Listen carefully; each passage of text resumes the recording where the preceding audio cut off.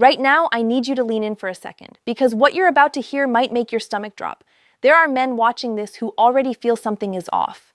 They can't prove it. They can't explain it. And the worst part, deep down, they feel crazy for even thinking it. Stick with me until the end. Imagine a moment, you're sitting next to her, maybe on the couch, she's texting, her face looks calm, but something inside you feels wrong, something changed. My name is Mary Smith, and I'm the host of the Mindful Senior Living YouTube channel. Today, I want to speak to you with grounded psychological truth. And before we go any further, I want you to take a breath with me. If you've ever had that quiet whisper in your chest, you are not crazy. Many of the men who watch this channel are over 50. You've lived, you've loved, you've been through marriage and heartbreak, and one of the most painful experiences is the slow fade. It's feeling someone emotionally drift away while still technically being with you. It's questioning your own instincts because you don't have solid proof. Have you ever started shrinking yourself just to keep the peace? Have you ever convinced yourself you were overthinking when you knew you were under-listening to your intuition? That whisper you feel, that's not paranoia, that's pattern recognition. As a psychologist, I've sat across from thousands of men who didn't miss the signs because they were blind. They missed them because they were kind. They missed them because they believed love meant patience and trust, even when the emotional temperature kept dropping. Research shows humans are highly attuned to relational shifts. Your nervous system detects emotional withdrawal long before your conscious mind understands it. You feel it before you can name it. And when emotional loyalty begins shifting, it does not announce itself with fireworks. It whispers. It hides in tone. It hides in language. It hides in patterns. Emotional investment is finite. We all have a limited emotional budget. When attention moves somewhere new, whether that's another person or an internal shift, something else receives less. The tragedy is when it happens silently. Today, we're going to walk through 5 words that are signals. Listen with awareness, because awareness is power, and power restores dignity. Now let's talk about the first word, busy. Busy is normal, but when someone is emotionally invested, they prioritize you within the time they have. Think back to the beginning of your relationship. Remember how creative she was with communication? A quick call between errands. A message just to say she was thinking about you. Even during stressful periods, there was effort. When emotional connection is strong, effort feels natural. But when emotional attention begins redirecting, availability shifts first. I'm Mary Smith, host of Mindful Senior Living. Here's a real-life example from a client I'll call Daniel. He told me, Mary, she says she's busy every day now, but she still manages to post on social media, text her friends, and attend events. I'm the only thing that seems hard to fit in. That's selective availability. Busy becomes a socially acceptable explanation for emotional withdrawal.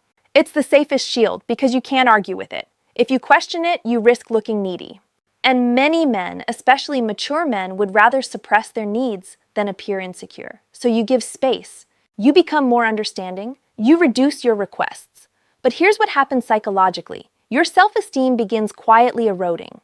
You start negotiating with your own emotional standards. Let me give you something practical here. Instead of accusing, observe patterns. Ask yourself, has her availability changed suddenly or gradually? Does she initiate less? Are responses shorter? Are plans harder to solidify? Is emotional warmth decreasing along with time investment? If the answer is yes, that's about priority shift. And here's an exercise I want you to try tonight. Don't confront, don't accuse, simply say calmly, I've noticed we've had less time to connect lately. I miss that closeness. Is everything okay between us? Notice the response. Does she reassure you warmly? Does she lean toward connection? Or does she deflect, minimize, or become defensive? Healthy emotional bonds respond to vulnerability with reassurance. Drifting bonds respond with distance. Now, before we move to the second word, let me ask you something deeper. If she told you she was busy at the beginning of your relationship, would you have accepted weeks of emotional silence? No. Because emotional desire creates effort. And that brings us to the second word, friend. This one is subtle. He's just a friend. On the surface, that phrase is calming. It signals safety. And mature relationships absolutely allow opposite-sex friendships. The issue is not friendship. The issue is emotional intensity and secrecy. Every emotional affair in history began as something that wasn't an affair. It began with shared jokes, shared frustrations, shared understanding. Here's what neuroscience tells us. Emotional intimacy triggers dopamine and oxytocin, the same bonding chemicals involved in romantic attachment. When someone consistently shares emotional experiences with a new person, the brain begins forming attachment pathways. And here's the part that's uncomfortable. Emotional energy is not unlimited. When emotional investment goes elsewhere, the primary relationship feels the famine. We'll explore how to navigate this in our next segment. If she starts venting to him first, laughing with him first, sharing personal fears with him first, you slowly become secondary in emotional hierarchy. Hi, I'm Sarah Johnson, host of The Female Touch. We're diving deep today into the subtle signals of emotional drift. Where are you watching from? Let me know in the comments. Let me tell you about another client, Robert. He said, Mary, I didn't care that she had male friends, but suddenly there was one name I heard every day. Every story included him. That repetition matters. And when Robert expressed mild discomfort, she responded sharply. Why are you being insecure? He's just a friend.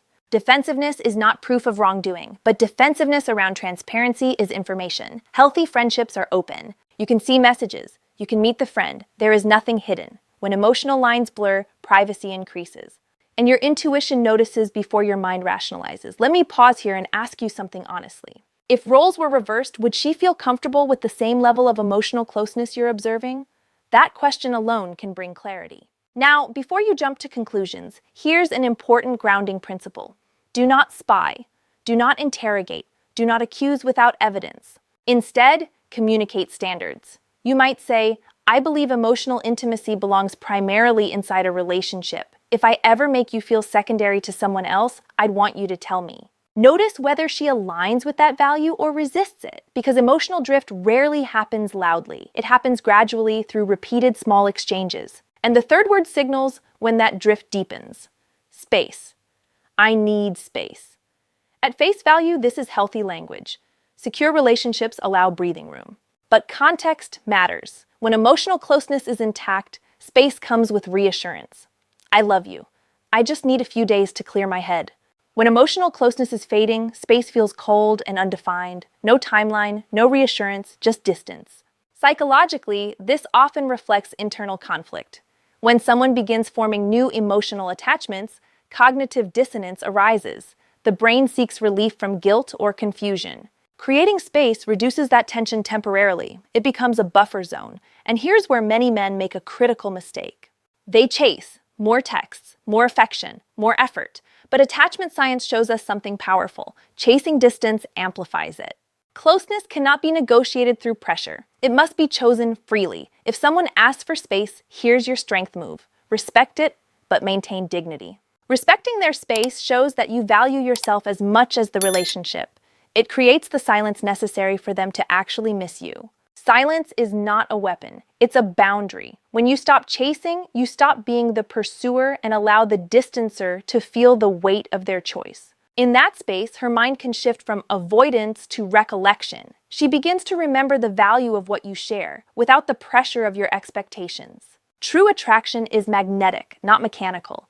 You cannot force it to work by pulling harder. You can only maintain your own field of gravity. Use this time to return to yourself, your hobbies, your friends, your own peace. A man who can stand alone is far more attractive than one who cannot live without her.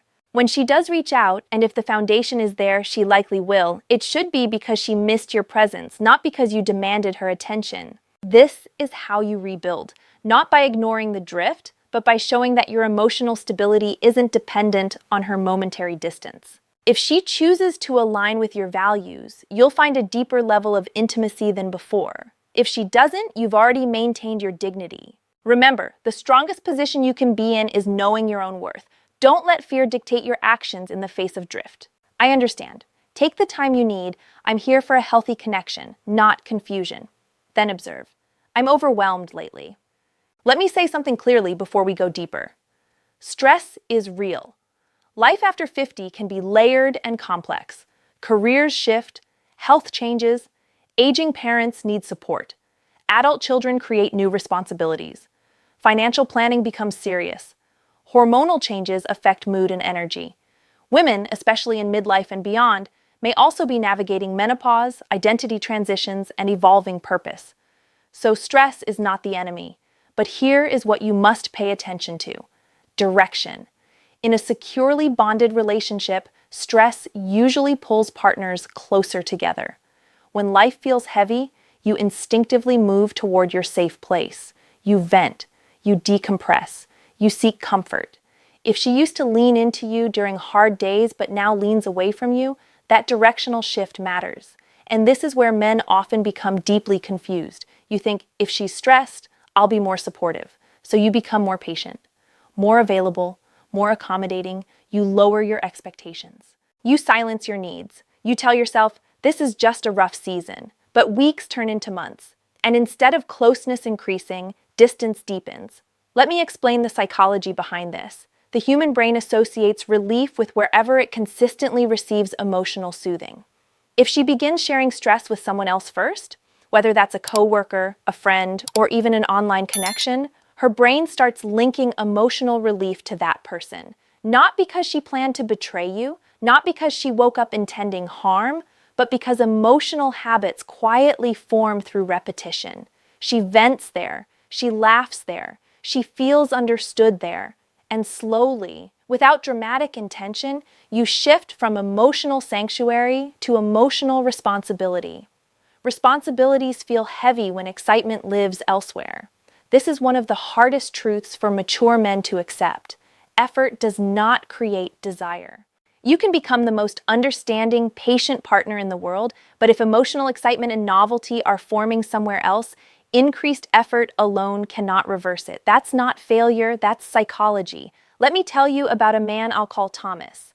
Thomas told me, Mary, she says she's stressed every day. I cook dinner, I help with errands, I try to lighten her load, but she barely talks to me. She's always on her phone. She seems energized when messaging, but exhausted with me. Thomas wasn't crazy. His nervous system was detecting emotional redirection. Here's something important for you to understand. When someone is emotionally invested in you, your presence reduces their stress. When emotional loyalty begins shifting, your presence may start increasing their internal conflict. Why? Because being around you reminds her of the commitment she hasn't fully resolved in her own heart. So instead of feeling relief, she may feel pressure. And stress becomes the safest explanation for withdrawal. You cannot argue with stress, you cannot disprove stress, you cannot compete with stress. So the distance continues quietly. Now I want to offer you something practical. Instead of asking, why are you stressed? Try asking, what helps you feel connected when you're stressed? Notice her answer. Does she say, talking to you, spending time with you, just being close? Or does she struggle to identify you as a source of comfort? That answer tells you more than any accusation ever could. And please hear me carefully here. Do not become smaller to keep someone comfortable. Do not abandon your emotional standards in an attempt to preserve proximity. A healthy bond is reciprocal. If you are constantly adjusting while she is emotionally disengaging, that imbalance will eventually fracture your self-worth. And that leads us to the final word. The word that appears when emotional separation is nearly complete, even if the relationship technically still exists. The word is change. I've changed. Things have changed. I feel different now. This word sounds neutral. It sounds mature. It sounds reflective. It sounds harmless. But psychologically, it signals identity shift. At the beginning of any relationship, you don't just fall in love with a person. You fall in love with a shared version of yourselves. Shared routines, shared humor, shared plans, shared identity. You become we. When someone says they've changed, what they're often expressing is this. The version of me that existed inside this relationship no longer feels aligned. That is not about dishes. That is not about text frequency. That is about identity. And identity is the deepest layer of attachment. Let me ask you something difficult. Have you felt like you're interacting with a different person lately? The laughter is thinner. The warmth is cooler, future plans feel vague, conversations lack depth. Nothing catastrophic happened, but everything feels slightly off. That's emotional drift reaching its final stage. And here's where many men spiral into painful self-questioning. What did I do wrong? Was I not enough? Could I have prevented this? Listen to me very carefully. Emotional drift is rarely caused by one mistake. It is usually the result of daily emotional choices, repeated over time. Relationships survive on attention, on intentional connection, on choosing each other repeatedly. When that choice stops, slowly, quietly, drift begins. But here is the empowering truth you must hold on to. You cannot force someone to choose you, but you can choose yourself. This is where emotional maturity becomes strength. Instead of reacting with anger, instead of begging for reassurance, instead of trying to compete with an invisible third party, you ground yourself. You ask direct questions calmly. I feel a shift between us. I need honesty. Are we both still fully invested here? And then you listen, not just to words, but to tone, to eye contact, to consistency afterward. Actions reveal alignment. If she leans in, clarifies, reassures, adjusts behavior, there is still mutual choice. If she avoids, deflects, or continues distancing, that is information. And information, even painful information, protects your dignity. I want to pause and speak directly to the men over 50 watching this. At this stage of life, time is precious. Emotional energy is precious. You are not here to beg for crumbs. You are not here to compete with hidden connections. You are here for partnership, for mutual effort, for emotional presence, for shared future. If something in this conversation feels familiar, don't panic, don't explode, don't retaliate. Respond with calm clarity, because calm strength unsettles confusion. Now we're going to shift from detection to direction. Because recognizing emotional drift is only half the battle. The real question is this: what do you do with what you see? And before we go any further, I want to gently challenge something. Many men don't ignore their intuition because they're blind. They ignore it because they're afraid of what clarity might require. If you fully acknowledge that emotional loyalty has shifted, then you may have to make a decision. And decisions at this stage of life feel heavy. Divorce, loneliness, financial separation, starting over. So instead of confronting reality, many men unconsciously choose hope over truth. Hope is comforting. Truth is stabilizing. And stabilization is what protects you. Let's talk about why men silence their intuition in the first place. From a psychological standpoint, men are often conditioned to equate emotional concern with weakness. You were taught to be steady, logical, unbothered. So when you feel anxious or unsettled in a relationship, your first instinct is to suppress it. You tell yourself, I'm overthinking, I'm being insecure, I need to calm down. But intuition is not panic. Intuition is pattern recognition without full conscious explanation. Your nervous system is constantly scanning for relational safety. Small changes in tone, warmth, eye contact, responsiveness, your body notices long before your ego allows you to admit it. This is called implicit perception. Research in attachment psychology shows that when attachment bonds weaken, subtle cues change first. Reduced responsiveness, reduced mirroring, decreased shared humor, decreased affectionate touch. And the partner on the receiving end often feels crazy, because there's no dramatic event to point to, just absence, just thinning, just coolness. Let me tell you about a man I'll call Edward. Edward was married for 22 years. No major fights, no explosive arguments. But over a period of a year, he said it felt like he was living with a polite roommate. She wasn't mean. She wasn't hostile. She just wasn't emotionally there. When he finally asked her directly, calmly, "Are we still emotionally connected?" she paused for a long time before answering. That pause told him everything. Here's the truth. Emotional drift is rarely loud. It is quiet resignation. Now the question becomes, can drift be reversed? Sometimes, yes, but only under one condition. Both people must consciously choose to rebuild. Rebuilding emotional connection requires three things: honest acknowledgement, mutual accountability, intentional reconnection behaviors, not promises, not temporary affection, sustained effort. Let me give you something practical. If you believe the connection is salvageable, try this exercise over the next 2 weeks. Initiate structured connection time. Not random, not passive, intentional. Say something like, I'd like us to spend 30 minutes each evening this week without phones, just talking, no distractions. Observe her response. Does she welcome it? Does she avoid it? Does she participate fully? Then introduce shared novelty. Research shows that novelty stimulates dopamine, the same chemical involved in early-stage attraction. Trying something new together, even something small like a cooking class, hiking trail, or learning experience, can reignite bonding pathways. But here's the key: it must be mutual.